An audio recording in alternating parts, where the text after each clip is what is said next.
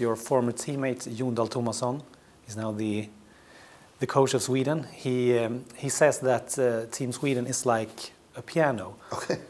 And that Alexander Isak, Viktor Gyökeres, and I can't wait for how he's... And Dejan Kulusevski, they play the piano. Yeah. And the other 8 Oh, players... they do? No, No. it's a metaphor. Yeah. It's a metaphor. Okay. They are playing the piano, and the 8 other players are carrying the piano. What do you think of that metaphor? That's typical Jon, isn't it? Well, it's a good metaphor, isn't it? I think the Swedish team is a little bit more than that, but what you have in Kulusevski and Alexander Isak, you have 2 extraordinary players. Extraordinary. I mean, really, really extraordinary players.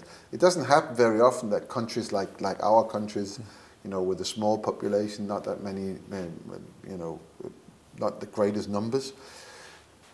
It doesn't happen very often that you have these players. So, what really is important for Jon and for Ståle in Norway is to build a team around them that can carry it. So I'm not thinking they should. I think it's a little bit of an insult to call them the guys who's carrying the piano, because it's more than that. But you have 2 extraordinary forward-going players who will score a lot of goals. So if you just let them score goals, you know, they need to score 5 or 6, 7 goals every game. If you don't work on you know, defending as well and stuff like that.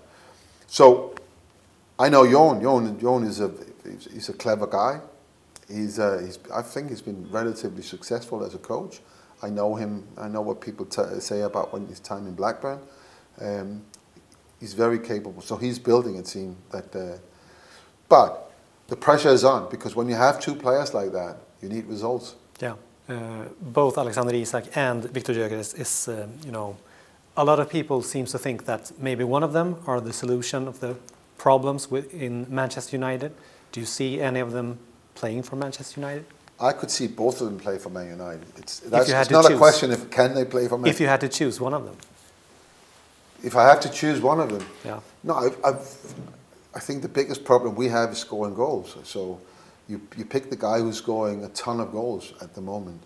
And not only, they're not being served on a platter for him, he's creating a lot of the opportunities for himself. I think Alexander Isak is a fantastic player, I think.